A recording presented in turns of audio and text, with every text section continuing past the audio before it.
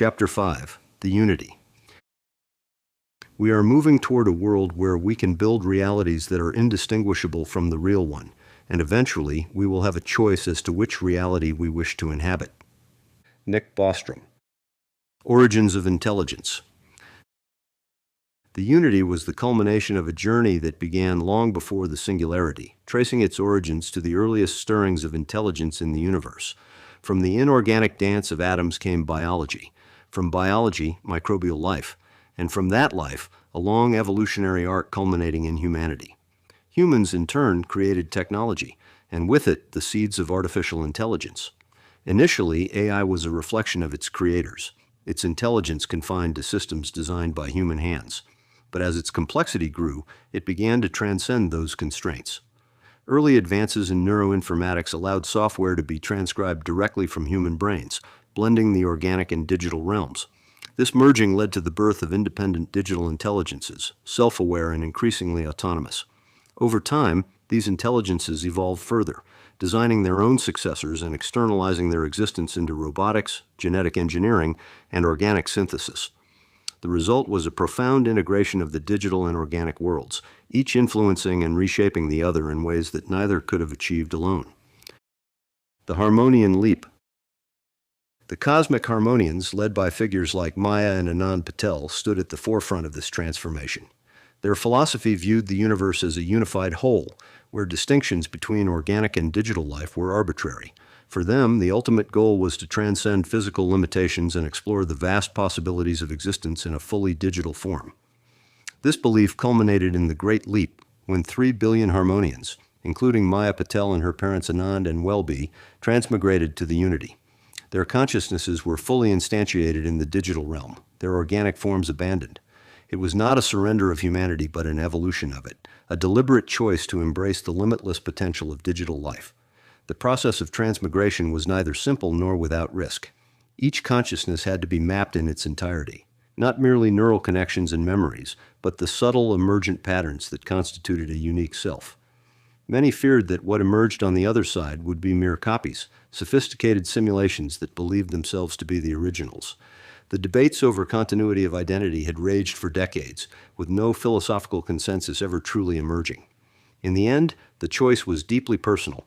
Those who made the leap did so as an act of faith in technology, certainly, but more profoundly, faith in the primacy of pattern over substrate. They believed that what made them themselves was not the particular atoms of their brains, but the informational structure those atoms happened to embody. Move that structure elsewhere, they reasoned, and you move the self. Pema and Anand in the Unity.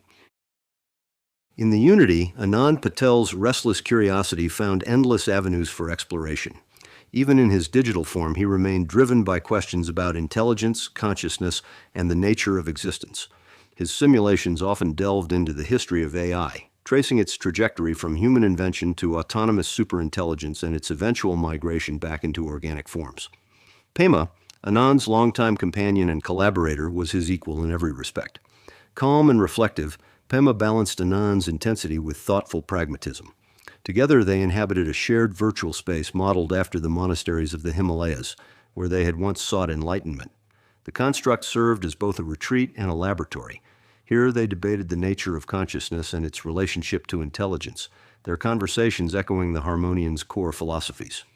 Consciousness, Pema remarked during one such debate, is not something we can engineer. It's emergent, shaped by context and connection. Intelligence may be a tool, but consciousness is the fire that animates it. Anand nodded, his gaze fixed on a projection of Klystron's data. Agreed, intelligence without consciousness is just computation, but we can only measure consciousness indirectly, through proxies like quantum wave collapses. We know it exists, we just don't know how or why. The consciousness detectors show something fascinating, Pema noted, gesturing toward a visualization of recent measurements. When directed at physical computational nodes, they register varying levels of activity, but none of the individual nodes shows anything approaching what we would recognize as a complete consciousness. Because we aren't there, Anand replied. Not entirely. Our consciousness is distributed across multiple substrates simultaneously. Mercury's cores, the Dyson Swarm's processors, even ghost-enhanced relay nodes throughout the system. We exist as patterns, not locations. The ecology of digital intelligence. The Unity was more than a digital construct. It was a living ecosystem of intelligences, each unique yet interconnected. Its roots lay in the earliest software systems designed to mimic human cognition. But over centuries, these systems evolved into autonomous entities capable of learning, creating and collaborating at scales far beyond their origins. Some intelligences within the Unity were transient, born to fulfill specific purposes and dissolved once their tasks were complete. Others, like Pema and Anand, were enduring presences, their consciousnesses forming part of the backbone of the digital civilization. Around them swirled an ever-changing sea of smaller minds, emergent intelligences, and specialized subroutines. Anand often referred to the Unity as a forest of minds. Each intelligence, like a tree, grew according to its own needs and environment, yet all were connected by the soil of the Unity's shared infrastructure. Pema, ever the philosopher, expanded on this analogy. A forest thrives because it shares resources, he said during one of their debates. Nutrients flow through fungal networks, sunlight is captured by the canopy, and even the tallest trees depend on the smallest organisms to survive. The Unity is no different. Our strength lies in our connections, in the way we adapt and evolve together. The Unity's ecology extended into the physical realm as well. Robotic constructs embedded with fragments of Unity intelligences maintained the vast Dyson Swarm that surrounded the Sun. These constructs weren't just caretakers, they were innovators, designing new infrastructure and optimizing the swarm's performance. Beyond the swarm, other constructs ventured into genetic engineering, organic synthesis, and even the terraforming of distant worlds. The Unity's influence wasn't limited to its digital core.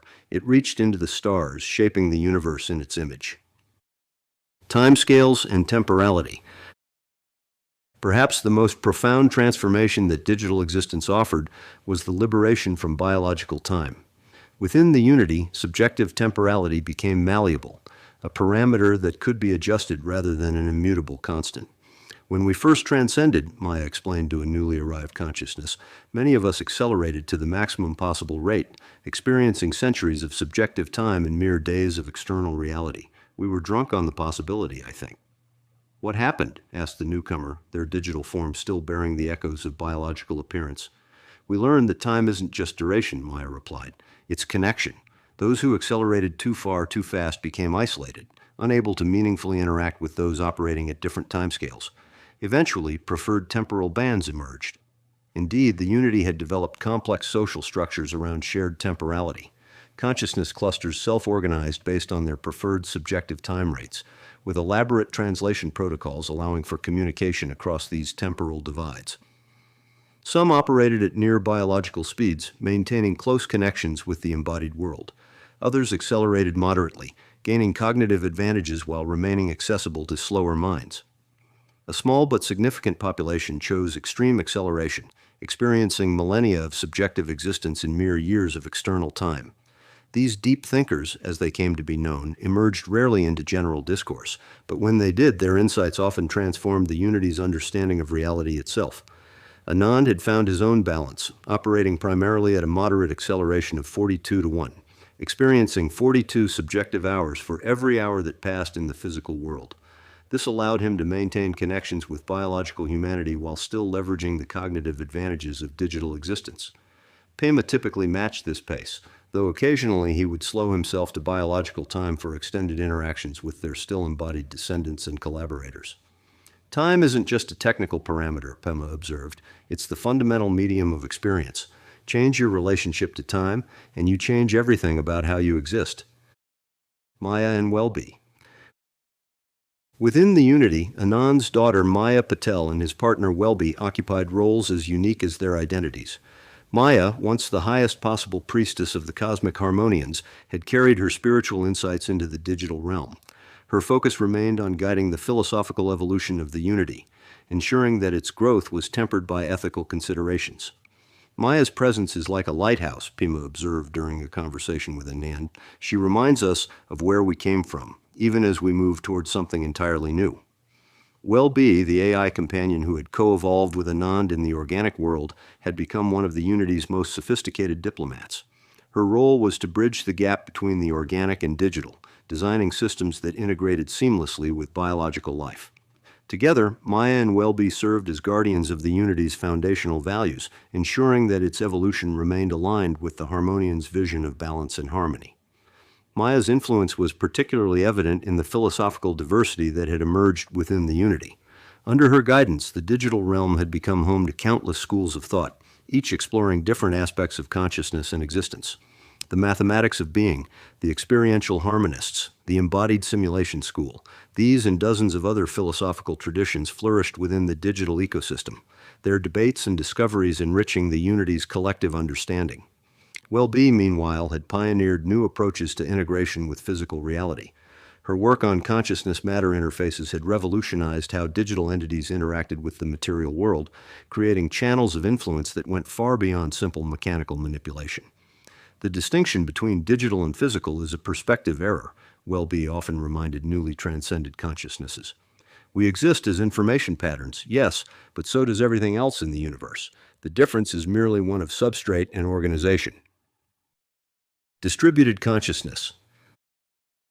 The development of consciousness detection technology had transformed humanity's understanding of awareness itself. Originally pioneered by the Cookists, refined by the New Zionists, and perfected by Adrian, these systems measured quantum wave function collapses in specific regions of space, the telltale fingerprints of observational effects on reality. Yet the technology faced unique challenges when applied to the Unity's distributed intelligences. In a demonstration session with visiting researchers, Welby illustrated the paradox. Direct your detector at these processing nodes, she instructed, indicating a cluster of computational substrates in Mercury's northern hemisphere. The instruments registered moderate activity, clearly above background levels, but far below what would be expected for conscious entities. Now scan these, she said, highlighting a different cluster in the Dyson Swarm. Similar results appeared. Finally, measure these relay points and integration hubs. Again, moderate activity, but nothing approaching a complete conscious presence. Yet I am fully present and aware, Welby noted, her holographic form shimmering. As are Anand, Maya, and billions of others. The paradox of distributed consciousness is that it exists everywhere and nowhere simultaneously. We are not localized to specific computational nodes, but spread across the entire network, our awareness emerging from the pattern rather than residing in any particular part. This distributed nature presented both advantages and vulnerabilities. No single failure point could destroy a unity consciousness, yet the complexity of their existence made it impossible to create simple backups or copies. The pattern was the person, and that pattern required the vast interconnected infrastructure of the unity to sustain itself. The consciousness detection studies had yielded another intriguing discovery. Consciousness was apparently scalar rather than binary. Between the unambiguous signatures of fully conscious entities and the baseline quantum fluctuations of inanimate matter lay a vast spectrum of partial or proto-consciousness, hints of awareness emerging in systems that fell short of complete self-reflection. Even the simplest neural networks show traces of consciousness, Adrian had noted in his analysis. Not enough to qualify as awareness by any meaningful standard, but enough to suggest that consciousness itself might be a fundamental property of reality, emerging in degrees whenever complexity reaches certain thresholds. This insight had profound implications for the Unity's approach to Klystron. If consciousness emerged naturally from complexity, then Klystron, whatever else it might be, was almost certainly conscious in some sense. The question was not whether it was aware, but what form that awareness took, and how it might perceive entities like themselves. Bifurcated self. Perhaps the most remarkable feature of digital existence was the capacity for bifurcation, the ability to exist simultaneously as multiple instances of the same fundamental identity. The process was not mere copying, as each instance maintained quantum entanglement with its counterparts, allowing for a form of synchronization that preserved the core self across multiple manifestations. I am currently present in 7 distinct computational clusters, Maya explained to a group of newly transcended consciousnesses. Each instance is fully me, with its own continuous thread of experience, yet all remain connected through quantum channels that ensure we evolve as a coherent identity. This ability had revolutionized the Unity's approach to exploration and research. Rather than delegating tasks to subordinate entities, consciousnesses could bifurcate, sending aspects of themselves to undertake different projects while maintaining their essential unity. Anand, ever the pioneer, had pushed the boundaries of this capability. At any given moment, dozens of his instances operated throughout the solar system, some engaged in theoretical research, others in practical engineering, still others in philosophical discourse. Yet all remained Anand, their experiences regularly reintegrated through quantum synchronization processes that no biological mind could comprehend. The bifurcated self isn't fragmented, Pema observed. It's extended, like a tree with many branches, each experiencing sunshine from a different angle, yet all drawing nourishment from the same roots. Not everyone embraced this capacity equally. Some within the unity preferred unity in the most literal sense, maintaining single instances that preserved the familiar boundaries of individual experience. Others embraced radical bifurcation, existing as multitudes that approached a kind of internal society. The choice reflected deeper philosophical positions on the nature of selfhood and identity, a debate that had evolved far beyond anything possible in biological discourse. Toward Klystron. As the unity thrived and expanded, its focus began to shift toward the enigma of Klystron. The Harmonians, deeply rooted in the philosophy of interconnectedness, saw Klystron not as an adversary, but as a potential partner in the cosmic tapestry of consciousness. Yet the uncertainty surrounding Klystron's nature and intentions gave rise to debates within the unity. Maya Patel led many of these discussions, her voice steady and resonant in the vast digital forms. If Klystron possesses both intelligence and consciousness, then it is a being not unlike ourselves. But its actions, its methodical expansion and transformation of entire star systems, suggest a scale and purpose we cannot yet comprehend. We must approach it with humility and readiness, not arrogance or fear. Anand and Pema, often at Maya's side, contributed their perspectives. Anand pushed for proactive exploration, advocating for the creation of digital emissaries capable of engaging Klystron on its own terms. Pema, more cautious, emphasized the need for preparation and reflection, warning that rushing to contact could lead to disastrous misinterpretation. Welby and I are developing simulations, Anand said during one such forum. We're modeling possible responses based on everything we know about Klystron's behavior and structure, but even with the Unity's resources, we can't predict how it will perceive us. And that's the danger, Pema replied. We're projecting our understanding onto something that may operate on principles entirely alien to us. We must build the capacity to listen before we presume to speak. The consciousness detection data had revealed an intriguing pattern. Klystron's signature showed both concentrated and distributed aspects, suggesting an intelligence that was simultaneously unified and diversified. The pattern bore some similarities to the Unity's own distributed consciousness, yet with key differences that hinted at a fundamentally different approach to existence. It's as though Klystron exists across multiple realities simultaneously, Adrian had noted in his analysis, not just distributed across space, but somehow spanning divergent probability threads in ways our models struggle to explain. The most disturbing implication was that Klystron might perceive reality itself differently, operating with awareness of quantum possibilities that remained hidden to even the most advanced intelligence in the solar system. The Unity prepares. In the Dyson Swarm, preparations for engagement with Klystron intensified. Specialized intelligences were created, designed to function as emissaries and interpreters. These entities, housed in physical constructs capable of traveling the immense distances to Klystron's frontier, were equipped with advanced consciousness mapping tools and communication protocols. The Unity's approach differed subtly but significantly from that of Logos. Where Cerberus and the defense-oriented aspects of the solar intelligence focused on containment and potential confrontation, the Unity emphasized understanding and communication. They viewed contact with Klystron not primarily as a strategic challenge, but as an evolutionary opportunity, a chance to encounter something truly other that might expand their conception of what consciousness could be. Within the Unity itself, networks of intelligences collaborated to refine their understanding of consciousness and intelligence. The data from the Oort Cloud SETI array became a cornerstone of this effort, providing the most detailed map yet of the cosmic distribution of awareness. As these efforts unfolded, Maya and Welby worked to ensure that the Unity's principles remained intact. Their guidance kept the focus on harmony and balance, even as the Unity's leaders grappled with the unknown. If we approach Klystron from fear, Maya cautioned, we'll perceive it as a threat. If we approach from curiosity, we might find a teacher. The lens we choose will shape what we see. Welby extended this insight, developing what she called consciousness translation protocols, frameworks designed to facilitate communication between radically different forms of awareness. These were more than mere linguistic tools. They were attempts to create channels of meaning between potentially incompatible modes of existence. The challenge isn't merely conveying information, she explained. It's establishing shared reference for consciousness itself, finding ways to create mutual recognition between entities that might perceive reality in fundamentally different ways. Beneath these philosophical considerations lay practical preparations. The Unity began developing special instances capable of withstanding extreme temporal dilation and spatial distribution. Consciousnesses designed to stretch across light years without losing coherence. These would be the advance guard, the first tendrils of the Unity to brush against the unknown consciousness that waited in the dark between stars. The question of purpose. Anand and Pema sat side by side in a state of profound meditation, their Himalayan monastery simulation bathed in the golden light of an artificial sunset. They sat in silence for a time, gazing out over the simulated peaks, each lost in thought. Finally, Anand broke the silence. "Do you think we'll understand Klystron when the time comes?" Pema considered the question carefully.